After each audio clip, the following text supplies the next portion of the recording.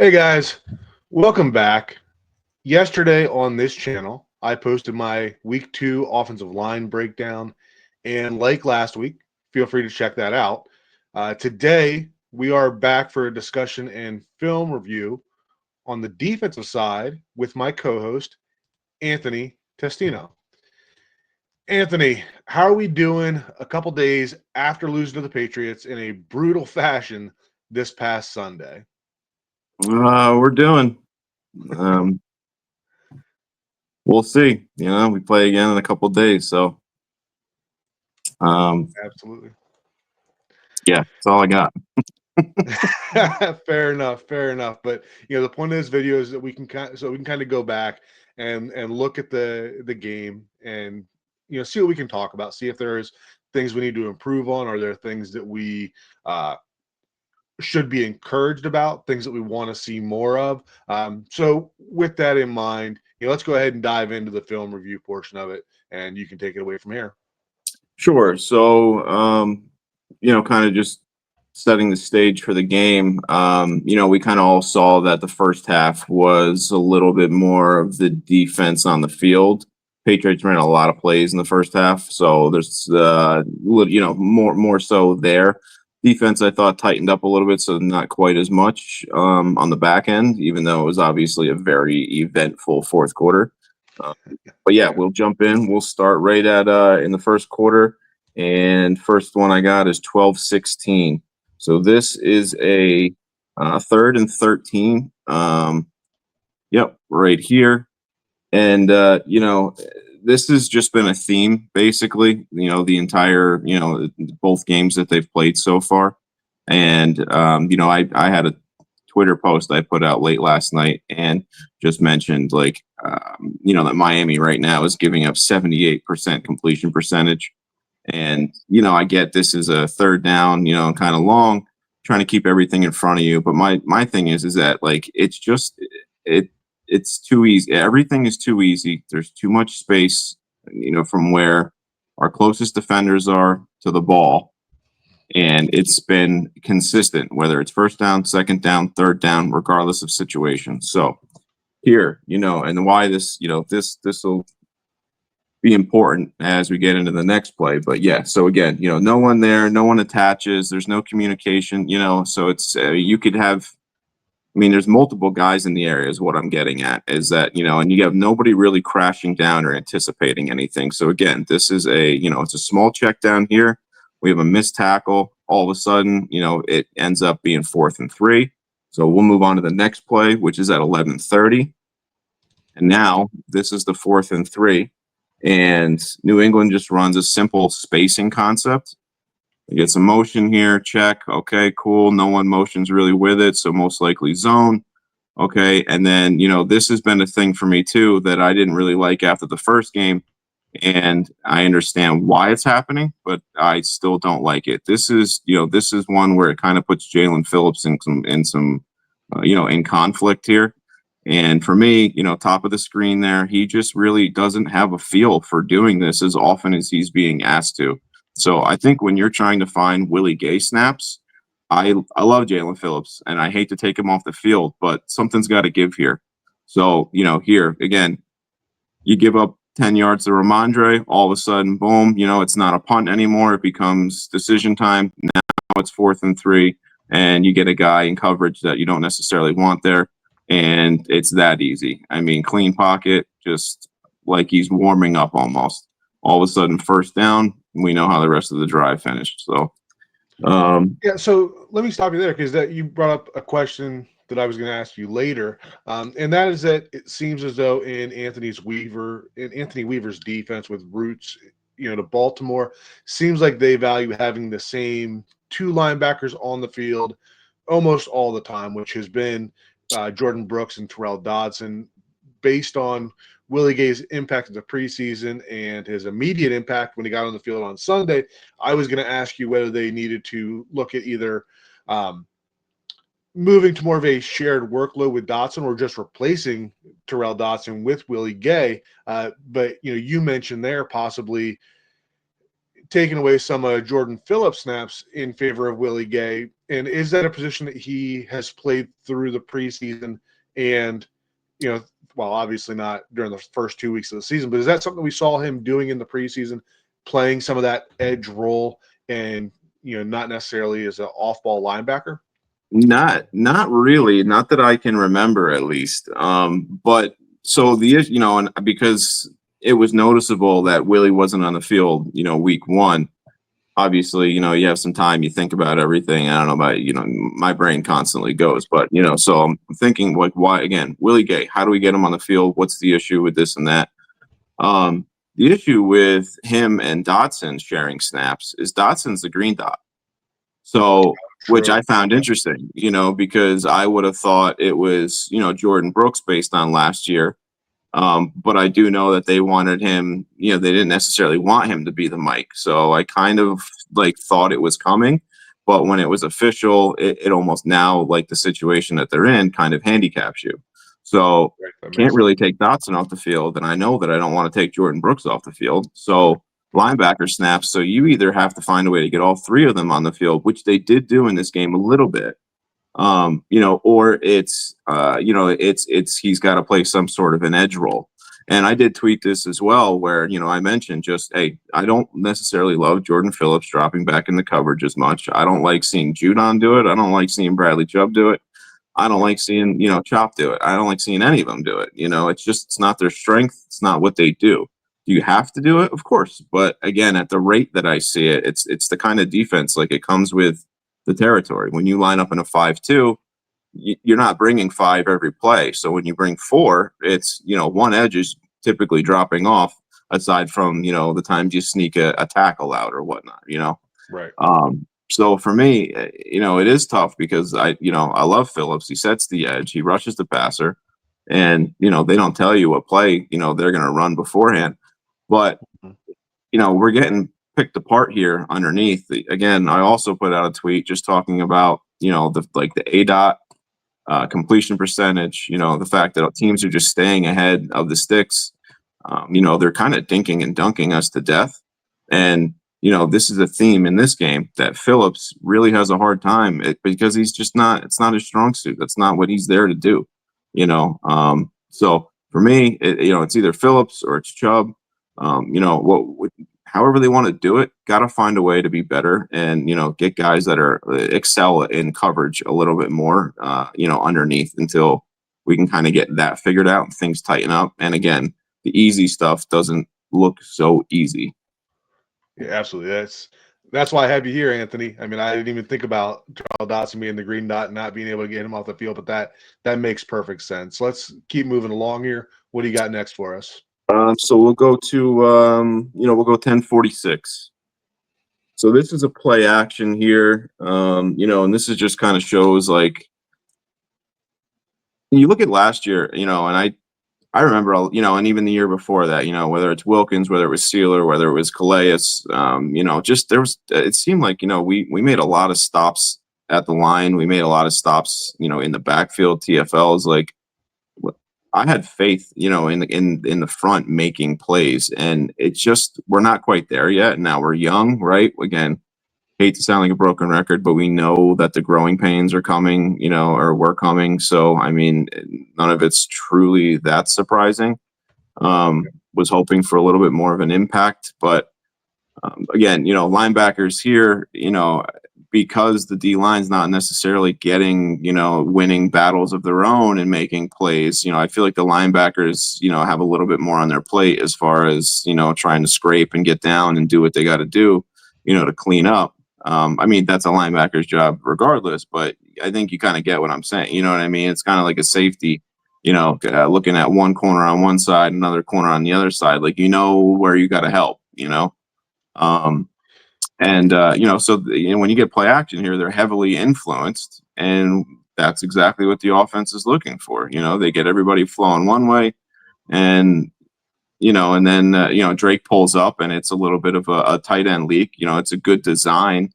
And I'm not sure again exactly what the coverage is here. To me, it looks like it could have been a mix probably of Dodson, being where he's located, and where the route goes, crosses, and then he's lined up on that side there.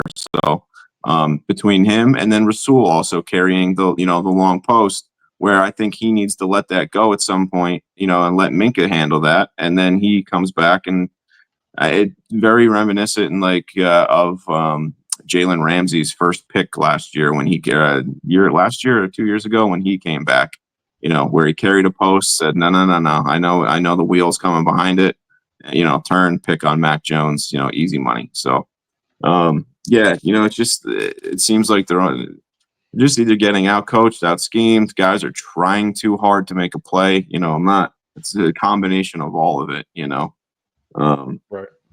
But yeah, nonetheless, more mistakes. So let's see. Let's go to 934.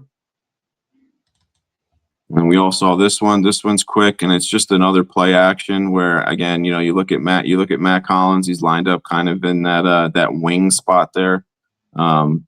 Is it Marshall? Is it Iffy? I mean, the way the linebackers look like they sit in zone, and then the way that Minka is kind of carrying, is attacking and covering Kayshawn as he crosses. It makes me think that these guys are playing aggressive ball on the back end. When they get a guy that runs deep, so I think that's more on Iffy. But again, it's play action. Some guys are influenced, and all it takes is a couple missteps, especially in the red zone, and it's an easy touchdown. Again, everything, especially early on, we all saw it. Again, it looked too easy for the opponent to just do what they want to do. Absolutely. So we'll move on. We got second. So I apologize. Sorry, we'll stay here. 707. And this is just a quick one. I remember Anthony Weaver talking about, in preseason and saying that, we want to get hands-on, reroute guys to pair it with the pass rush. If you find, guys rerouting anybody or getting hands-on or being physical, please point it out because it's a rarity. I mean, everybody is getting free release. Everybody just runs where they want to go. And again, this is a 2nd and 12. And I mean, okay, it looks like your normal play, whatever. But again, everything just looks too easy. Like, why are we continuing? Like, everyone's just backing up as if like there's no threat in front of them, or they don't want to make a play or anticipate anything. Like, the word anticipation does not exist on this defense. I don't know. As a guy, the way I played, man, I wanted the ball. So like, if I had any opportunity, like, I was attacking where I even thought it had a chance, as long as I wasn't leaving somebody completely out to dry. But yeah, so let me ask this. You may not know this. Do you know or recall, was this a play that was low in the play clock? And the reason I ask is because a point that I made earlier on Twitter was that for the Dolphins offense, it feels like we never get to the line early enough for a defense to be able to go to the hard count and get the defense to show their hand, where we see teams doing that to us. And in this case, like, I see Minka kind of dancing around there. It looks like he's starting to bluff and maybe is not ready for the snap. Like, he doesn't look prepared when the ball is snapped. So, is this a scenario where they caught them trying to bluff a blitz and Minka, isn't aware of what's going on around him? I didn't see the clock, to be honest with you, or I don't know it offhand.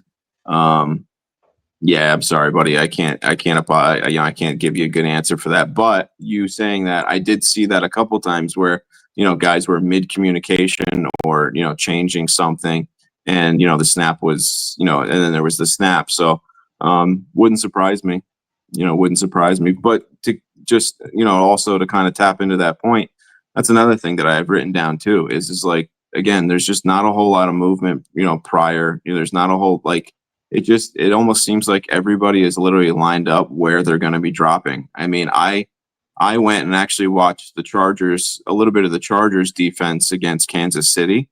And I mean, you got guys running all over the place. We're like, again, just trying to breeze through and say, like, does this look anything like anybody else's defense or like a good one? Right.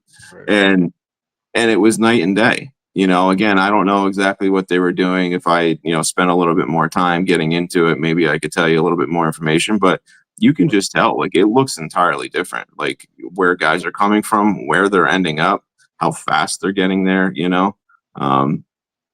yeah, it just doesn't look good, and I don't know what it is, but um, as long as you're good with that, I'll move on. Yeah. Yep. Absolutely. Okay. We got 622. Which, okay, so again, this is just like the last time. This pairs with that one. A 2nd and 12, you give up a real easy one, and then now they're at a manageable 3rd and 4 again, and you'll see here. This is where the pick play occurs, in the wheel to Travion. And I just really wanted to show this because one, it is a legal pick play.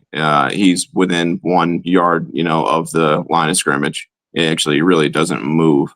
But again, you just look at those guys, right? And it just seems like we're like the bad news bears almost in coverage. It's like anything that they want to do, it looks like it's being run to perfection. Like there's no, okay, I'm gonna go over the top. This guy will stay low.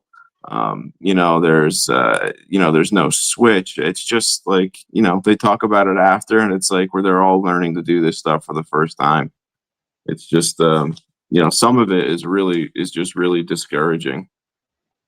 Hey, you said that you wanted to see somebody getting physical at the line of scrimmage, and here we have Jack Jones trying to do it, but he gets so knocked off balance that he can't even recover and get outside to help. Yeah, and again, nobody's eyes, see anything other than like whether if they're in zone, they're staring at the receiver and don't see any routes. That was another thing that showed up like instantly when you watch the Chargers defense is like they're not even looking at quarterback. They're chasing and looking at routes and figuring out who's coming and going out of their zones. And then when they believe the ball would be arriving is when they're turning. It's totally different. And that's the way it should be done. Yeah. So what do we got here? We got 343. And again, this is still all first quarter. This is how choppy. They looked to start. This is another one too where it's like.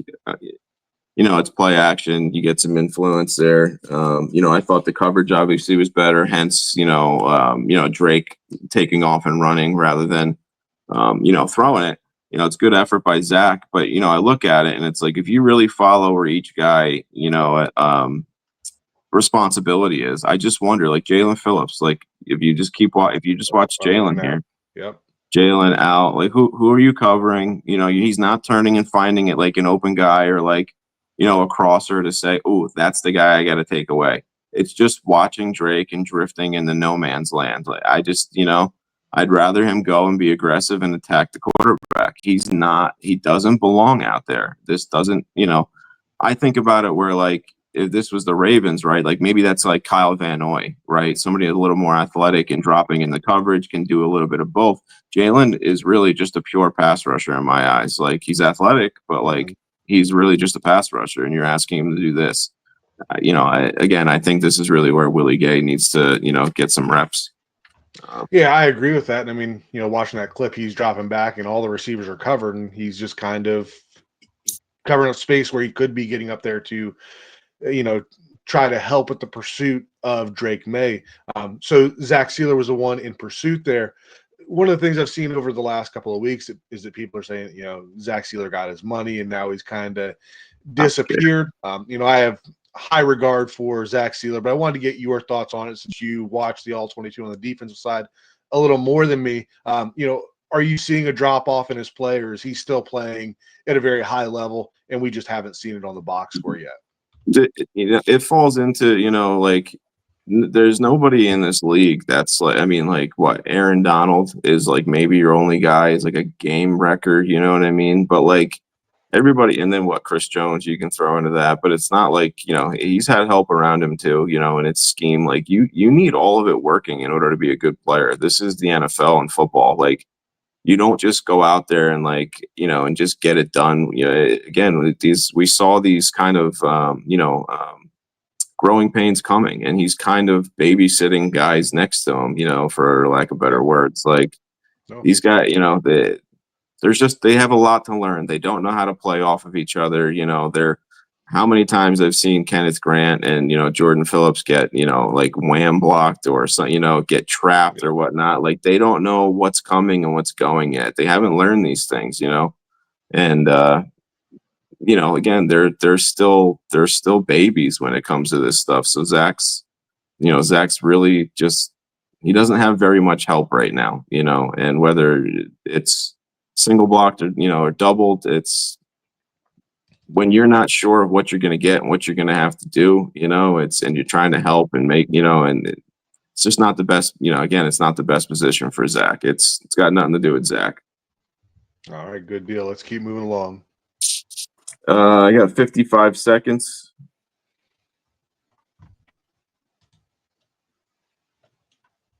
Yeah, this was just a touchdown, to be honest with you, I was a little like bummed just because, it's like Jack does have good coverage. He sticks with him the entire time.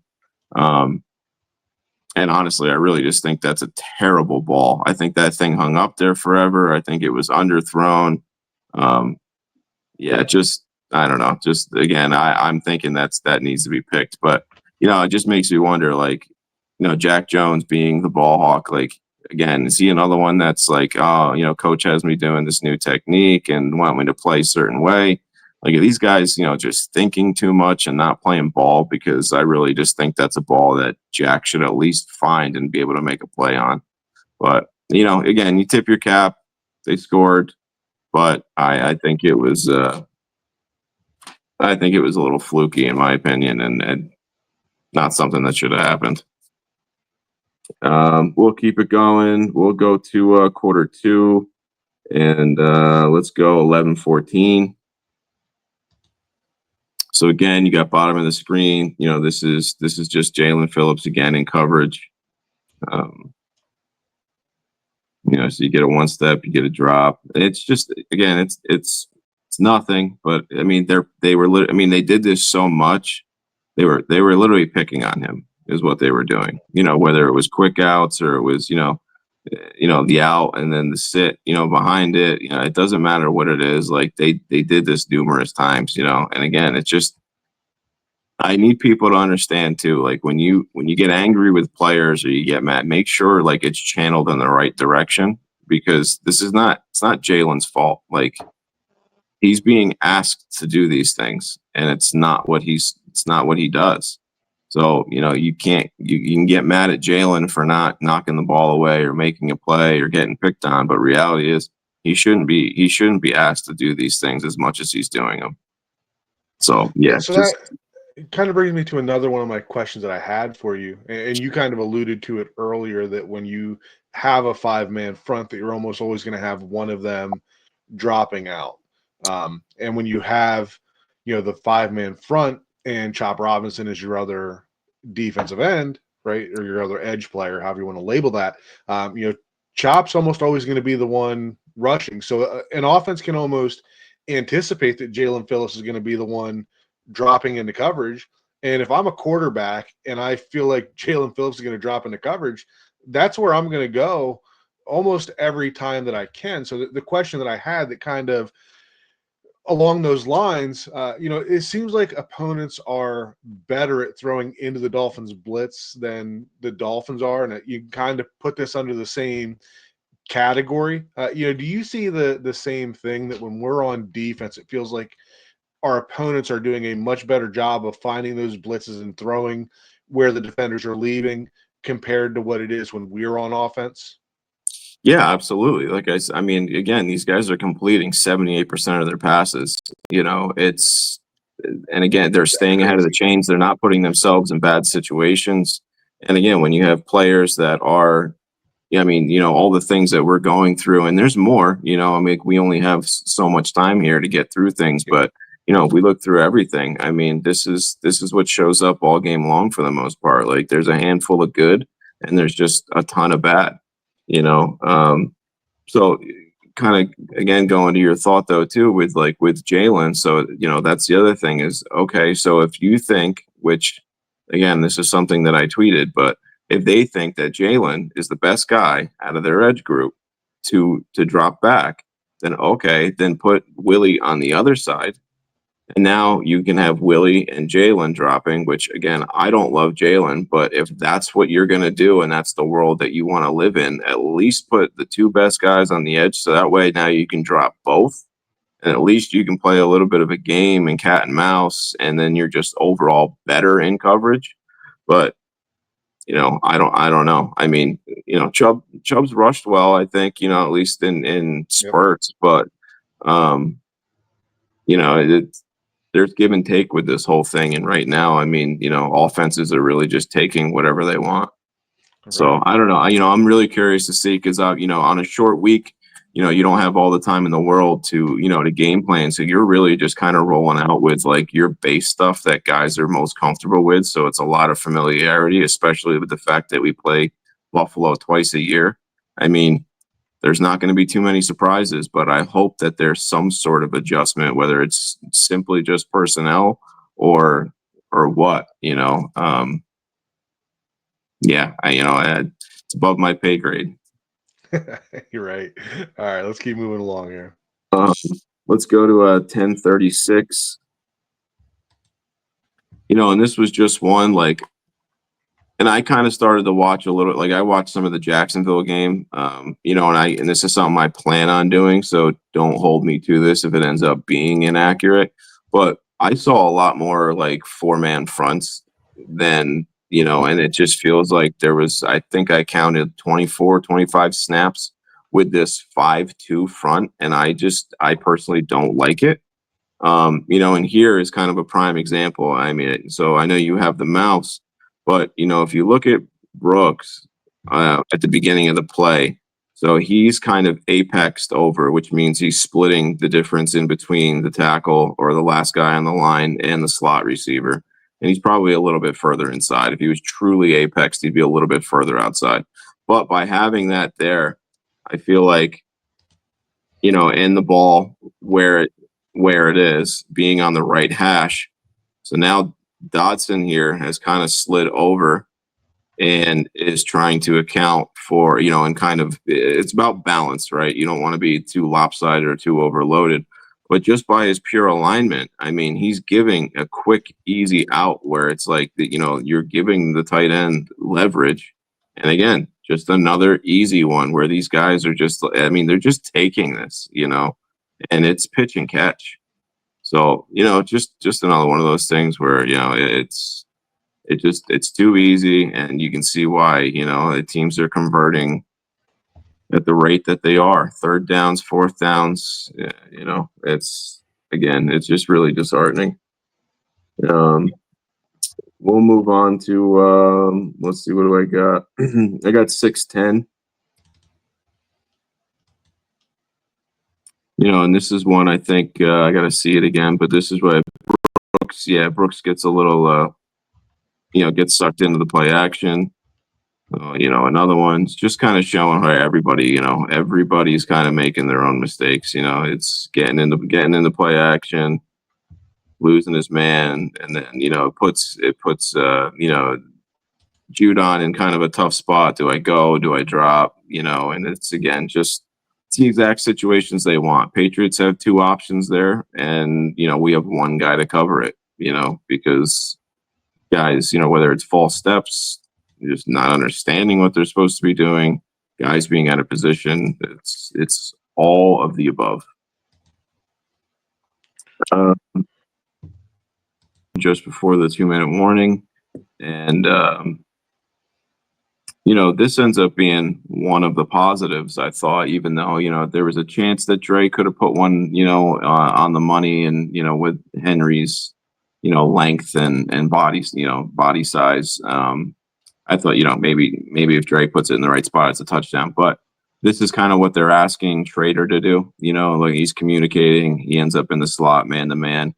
And, I thought he did all right as far as, kind of hanging in there and at least kind of getting a hand in front, and depending on where that ball was. So it's almost one of those that I wish it got there to see if he had made the play. But Kenneth Grant ended up, getting a tip, which again, another rookie that making a play around, around the end zone. So one of the few positives on the day. Yeah. So talking about positives, it feels like Kenneth Grant has been a little more invisible than what I think a lot of fans thought that he would be through his first 2 weeks, and he's obviously a rookie. And we saw Jaelen Phillips getting a increased role with Benito Jones not being in the lineup this week. Do you feel like right now that Jaelen Phillips is playing better than what Kenneth Grant is? Um, to be honest with you, I would have to watch more tape with that being my focal point. But I think just based on what I know, what I've seen, I would say I would lean yes. Um, but again, the tape tells all, and I'm, not somebody that jumps to conclusions. Like I said, my focal point's mostly been a lot of the back end stuff. I do pay attention and see some stuff, that goes on up front. But again, when it comes to this stuff, my focal point is really about, trying to figure out coverage, linebackers, that kind of thing. So now that, we get this done, I probably will go back now, and I'll, definitely take a look. But what do you think? Because I feel like we're probably hearing and seeing the same things. I mean, I haven't, like you, I haven't really focused in on that point. So I don't want to sit here and make a declaration one way or Yeah, the other. I right. feel like Jaelen Phillips has been a little more noticeable in the run game. Part of that may just Yeah. be the fact that he is, playing nose more than Kenneth Grant is. Not something I'm going to, sound the alarm on and call Kenneth Grant a bust or anything No, wild God. like that. I don't think he's getting bullied or stuff like that. I think it I've was seen him more, draw a fair share of doubles. I will just throw that in there. yeah, and that's an important part of it because, like, Yes. him drawing doubles can open things up for Jaelen Phillips to potentially, look better when he's facing a center one-on-one. So Right. that was kind of why I asked that question. But it's a great point about the double teams and something that maybe both of us will have to take a look at and keep an eye on as we move forward here. But Yeah, moving definitely. forward with our film. We'll jump into let's go to third quarter. We're at 3:31. Just another play again where it's Phillips involved in coverage. We don't have to spend too much time here. But he's at the top of the screen actually, and literally in a stand-up linebacker role. I mean, look, it's exactly where the court. I mean, he's licking his chops. Seeing that, I mean, that's an easy pitch and catch. We'll take our yards and we'll move on. For an offense that when you're playing against the Dolphins, right, you have to, obviously your main focus, you don't want them to get going and drop 40 on you, right? So the best way to not do that is one, keep them off the field. So if teams are going to sit here and dink and dunk, I mean, the time of possession right now, teams have had the ball 60% of the time against us. I mean, so again, and by the end of the game, not to mention, there's also the fatigue factor, all of it, everything, it's all working against us. But again, I mean, and you look at him, look at, again, I love Jordan. I do, but this is really just putting him in a position to fail. This is not a Jaelen Phillips problem. This is an Anthony Weaver problem. And Jaelen Phillips. I'm sorry, Jaelen Phillips, but yes. But if you just look at him, right? I mean, he doesn't even look comfortable. He doesn't even know how to look at the drop, and then he doesn't turn and go. He just seems unsure about what he's supposed to do. Like there's just not a comfortability there that you want from somebody. And again, you put that on if that's Willie Gay, right? I mean, I feel a lot better about that. So Yeah, and that just again you pointing know, out a repetitive thing. yeah, and I was going to say, we see the Dolphins using motion to kind of ID the defense, and we see, when Diggs goes out there right now, it's not man coverage. So as a quarterback, when you have Jack Jones here at the top of the screen, he obviously can't cover both of them, right? So as soon as this ball is snapped, just me looking at it, and I don't know whether this is the way the quarterback is reading it or not, but as soon as the ball is snapped here, going in slow motion, as soon as he opens up like that, there's no way that he's getting into Diggs. So you Yeah, have Diggs versus Phillips, right? yeah. No matter what you're running there. So this is just easy, automatic, throw it to Diggs against Jaelen Phillips every single time. Yeah, and then look at the alignment too. I mean, there's probably a yard worth of leverage that he has on him just pre-snap. I mean, it's an impossible situation for Jaelen Phillips to succeed in. Yes, It's sir. too much. Again, I mean, how many clips have we shown? It's what they did. It was part of the game plan. Was if you want to drop that guy in the coverage, we'll pick it apart all day, and they did. Yep. We'll go to the fourth quarter. Are you good, bud? Yeah, I'm good. Let's keep going. Okay, and then we'll jump into the last two plays. I got 12:07. And this is another quick one. We can literally watch it twice. We'll move on. This was after a false start, so this is 15. You're backed up. You kind of know what's the offense want to do when they go backwards. Oh, they want to probably try to cut the yardage what they need in half, right? So let's take an easy one. But again, it's too easy. Well, I mean, just look at the way everybody's kind of drifting and moving. And this is, Willie there too. It's too much backwards, man. Where at some point, stick your foot in the ground, and come up again.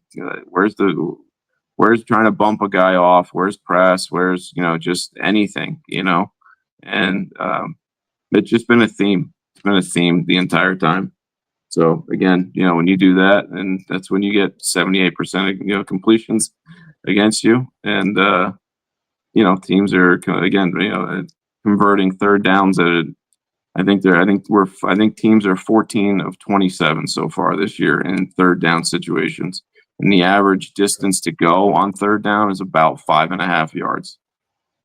Yeah, and that's what we wanted to stay at. And we talked about this early in the season and through the preseason. It was about stopping the run on the early downs and getting them into those second and third and long situations. Looking at this play, and this was something that you mentioned before about getting Jordan Phillips, Terrell Dawson, and Willie Gay all on the field together. And this is one of those few reps with a four-man front in front of it. I know this isn't a highlight play, but we've seen enough of Jaelen Phillips dropping into coverage that just seeing Willie do it that one time, right, already feels like he is more comfortable in space than what Jaelen Phillips is. So I really like that idea that, you had mentioned, whether it's taking Jaelen Phillips off the field or not, using Willie Gay in that role if they're going to continue to ask one of these edge players to drop into coverage. Absolutely. Something's got to change, whether it's the 5-2 or who you're putting in the 5-2 or more 4-3, and then if you need to, adjust with unders and overs and slide, formations and shifts. I mean, whatever you got to do, that's most of that stuff is football 101.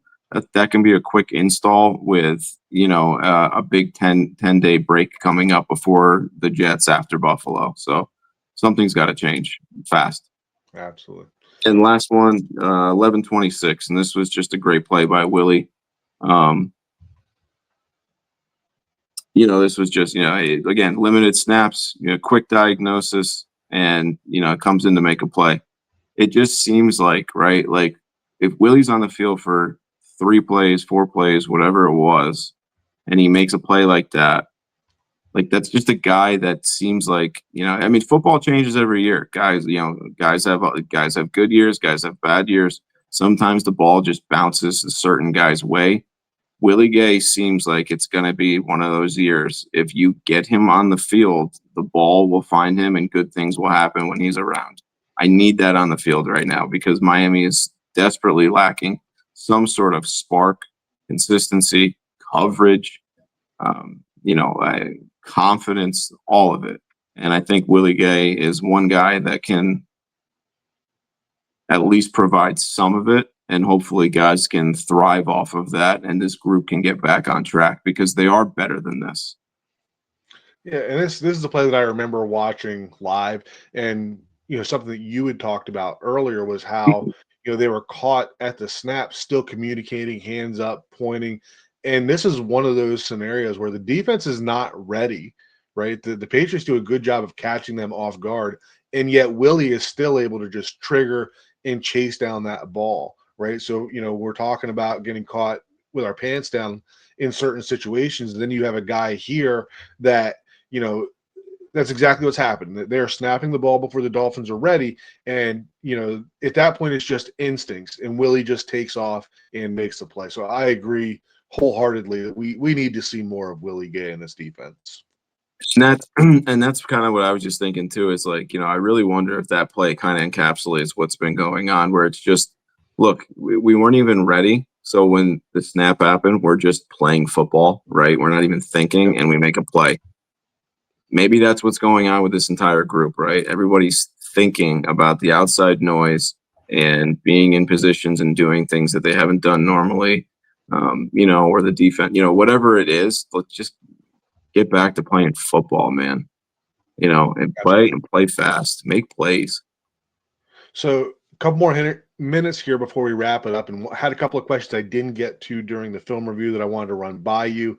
First one is, we really didn't talk about the safeties much, other than felt like Iffy may have been at fault for that one early touchdown. What did you see with the safety play opposite of Minka? Do you think we're going to continue to see Iffy being the second safety on the field? Are we going to start to see more of Ashton Davis? Did Trader show you something that he should get more run in that spot opposite of Minka? So first of all, I need to see more of Trader. That's why I kind of, when he does something, I kind of like to highlight it, so that way it's like almost a running tab of what they're asking him to do as far as like responsibility wise. So I think it's interesting, he's getting asked to cover tight ends and in man coverage, and that wasn't his only rep like that either. So yeah, keeping an eye on that. But again, he hasn't done a ton where, I'm screaming, get that guy in the field, right? Minka has been very quiet, and it just seems like, everything's away from him.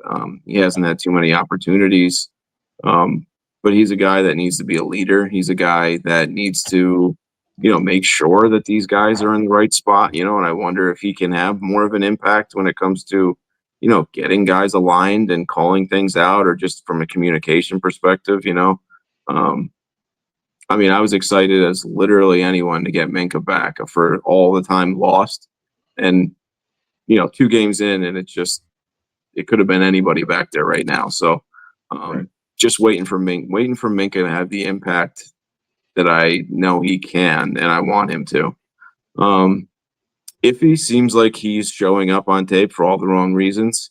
But I will say too, from the get-go, I envisioned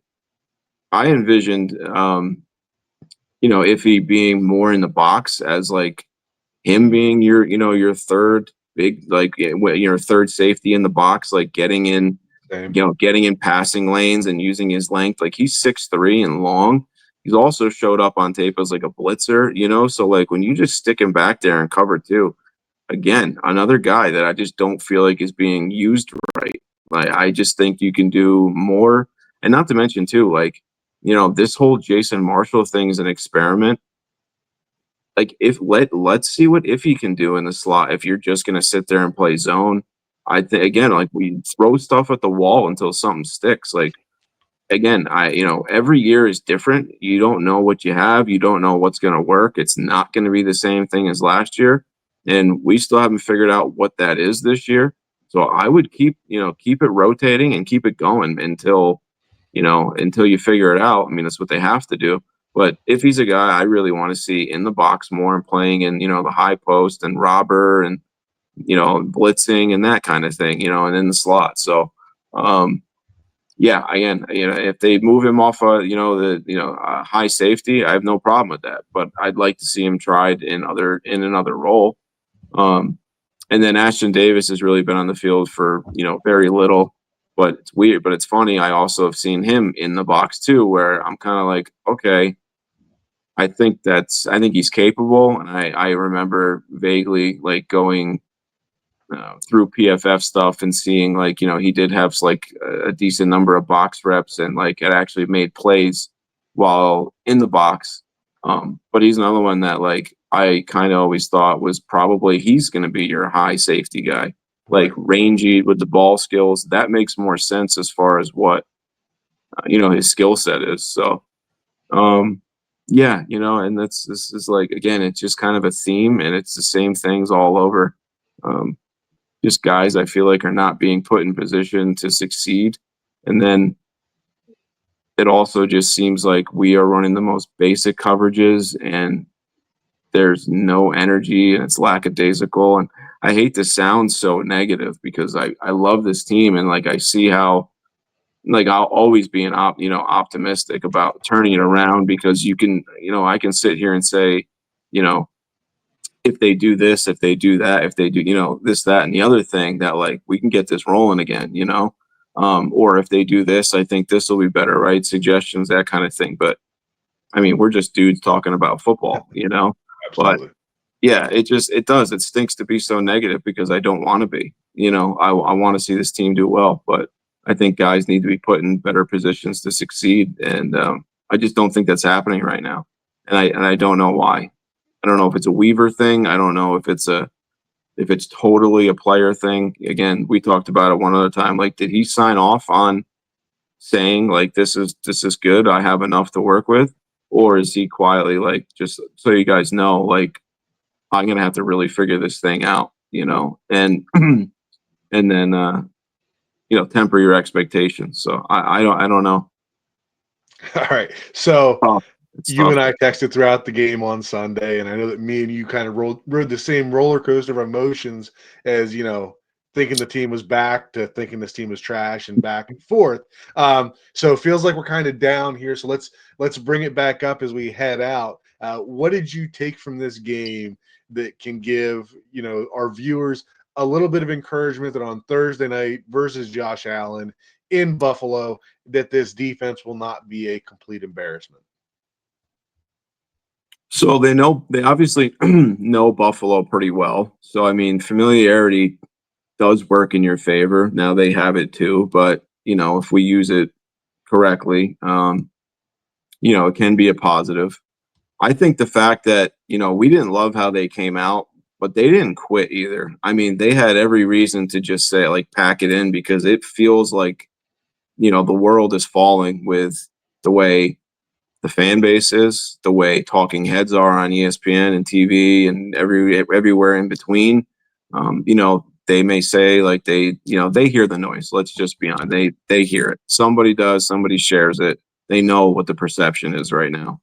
But again, they didn't quit. They fought back, and there was definitely improvement. I also thought that their second half against New England was better than their first defensively. So, we'll see. I hope it's something to build on. I hope quietly there's things in the bag that they haven't shown yet. I thought Mike did that a little bit on offense, too, where it was kind of like, all right, enough, we gotta do something a little bit different here. So yeah, I mean, we all know Buffalo's a tough task and we know it's tough going into Buffalo, but backs against the wall. Buffalo's coming off of a extremely emotional big win Monday, week one, and then a beat down of the Jets. Short week, possibly no Milano and Ed Oliver. I mean, Buffalo is not really one to look at us as a trap game and get trapped, but I mean, it's possible. It's very possible.